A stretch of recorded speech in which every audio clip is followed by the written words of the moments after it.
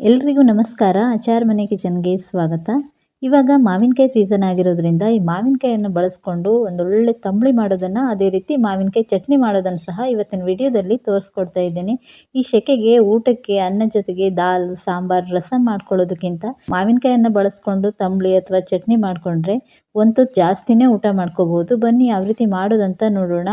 ಮೊದಲಿಗೆ ಮಾವಿನಕಾಯಿ ತಂಬುಳಿ ಮಾಡ್ಕೊಳ್ಳೋದಕ್ಕೆ ನಾನಿಲ್ಲಿ ಒಂದು 3/4 ಕಪ್ ಆಗುವಷ್ಟು ತೆಂಗಿನಕಾಯಿ ತುರಿಯನ್ನು ಸೇರಿಸ್ಕೊಂಡಿದ್ದೇನೆ. ಅದೇ ರೀತಿ ಒಂದು ಮಾವಿನಕಾಯಲ್ಲಿ ಅರ್ಧ ಭಾಗ ಆಗುವಷ್ಟು ಮಾವಿನಕಾಯಿನ ಸಣ್ಣ ಸಣ್ಣದಾಗಿ ಕಟ್ ಮಾಡಿಬಿಟ್ಟು ಸೇರಿಸ್ಕೊಳ್ತಾ ಇದ್ದೇನೆ. ಸಿಪ್ಪೆ ಸಹಿತವಾಗಿ ಸೇರಿಸ್ಕೊಂಡಿದ್ದೇನೆ. ಒಂದು ಹಸಿಮೆಣಸಿನ್ಕಾಯಿ, ಒಂದು ಅರ್ಧ ಸ್ಪೂನ್ ಆಗುವಷ್ಟು ಜೀರಿಗೆಯನ್ನು ಸೇರಿಸ್ಕೊಂಡ್ಬಿಟ್ಟು, ಒಂದು ಅರ್ಧ ಇಂಚ್ ಆಗುವಷ್ಟು ಶುಂಠಿನೂ ಕೂಡ ಸೇರಿಸ್ಕೊಂಡು, ಒಂದು ಸ್ವಲ್ಪ ಕೊತ್ತಂಬರಿ ಸೊಪ್ಪನ್ನು ಸಹ ಸೇರಿಸ್ಕೊಳ್ಳಿ. ಇದಕ್ಕೇ ಒಂದು ಸ್ವಲ್ಪ ನೀರನ್ನು ಸೇರಿಸ್ಕೊಂಡ್ಬಿಟ್ಟು, ಉಪ್ಪನ್ನು ಸೇರಿಸ್ಕೊಳ್ತಿಲ್ಲ, ಈ ರೀತಿ ನುಣ್ಣಗೆ ರುಬ್ಕೋಬೇಕು. ಉಪ್ಪನ್ನು ಆಮೇಲೆ ನೀರೆಲ್ಲ ಸೇರಿಸ್ಕೊಂಡಾದಮೇಲೆ ಯಾವ ಹದಕ್ಕೆ ಬೇಕೋ ಆ ಹದಕ್ಕೆ ಮಿಕ್ಸ್ ಮಾಡ್ಕೊಂಡು ಆದಮೇಲೆ ಸೇರಿಸ್ಕೋಬೋದು. ನಾನು ಈ ರೀತಿ ರುಬ್ಕೊಂಡಿರೋದಕ್ಕೆ ನೀರನ್ನು ಸೇರಿಸ್ಕೊಂಡು ಯಾವ ಹದಕ್ಕೆ ಬೇಕೋ ಆ ಹದಕ್ಕೆ ನೀವು ಮಿಕ್ಸ್ ಮಾಡ್ಕೋಬೋದು.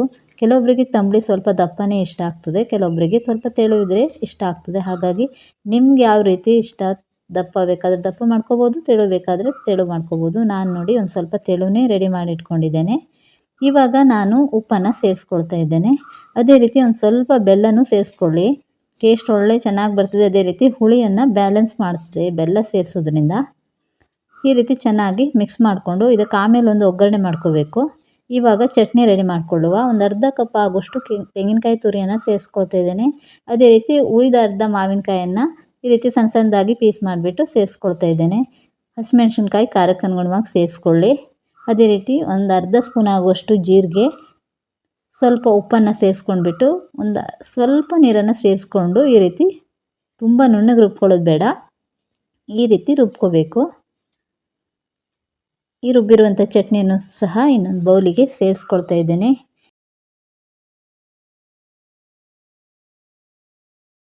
ನೋಡಿ, ಇವಾಗ ಚಟ್ನಿ ಸಹ ರೆಡಿ ಆಯಿತು. ಇವಾಗ ತಂಬುಳಿ ಮತ್ತು ಚಟ್ನಿಗೆ ಒಂದು ಒಗ್ಗರಣೆ ರೆಡಿ ಮಾಡಿಕೊಳ್ಳುವ. ಚೆನ್ನಾಗಿ ಕಾದಿರುವಂಥ ಎಣ್ಣೆಗೆ ಒಂದು ಸ್ವಲ್ಪ ಸಾಸಿವೆ, ಕರಿಬೇವಿನ ಸೊಪ್ಪು, ಒಣಮೆಣಸಿನ್ಕಾಯನ್ನು ಕಟ್ ಮಾಡಿಬಿಟ್ಟು ಸೇರಿಸ್ಕೊಳ್ತಾ ಇದ್ದೇನೆ. ಒಂದು ಸ್ವಲ್ಪ ಹಿಂಗನ್ನು ಸೇರಿಸ್ಕೊಳ್ಳಿ. ಅದೇ ರೀತಿ ಸ್ವಲ್ಪ ಮೇಲ್ಗಡೆ ಒಂದು ಸ್ವಲ್ಪ ಜೀರಿಗೆಯನ್ನು ಸೇರಿಸ್ಕೊಳ್ಳಿ, ಒಳ್ಳೆ ಘಮ ಬರ್ತದೆ. ಈ ರೀತಿ ಒಗ್ಗರಣೆ ಮಾಡಿಬಿಟ್ಟು ಒಂದು ಸ್ವಲ್ಪ ಒಗ್ಗರಣೆನ ತಂಬುಳಿಗೆ, ಅದೇ ರೀತಿ ಇನ್ನೊಂದು ಸ್ವಲ್ಪ ಒಗ್ಗರಣೆನ ಚಟ್ನಿಗೆ ಸೇರಿಸ್ಕೊಳ್ತಾ ಇದ್ದೇನೆ. ಇವಾಗ ಒಂದು ಸಲ ಚೆನ್ನಾಗಿ ಈ ರೀತಿ ಮಿಕ್ಸ್ ಮಾಡಿಕೊಂಡ್ರೆ ರುಚಿ ರುಚಿಯಾಗಿರುವಂತಹ ಬೇಸಿಗೆಯಲ್ಲಿ ಊಟಕ್ಕೆ ಮಾಡಿಸಿದಾಗಿರುವಂತಹ ಮಾವಿನಕಾಯಿ ತಂಬುಳಿ ರೆಡಿ ಆಯಿತು.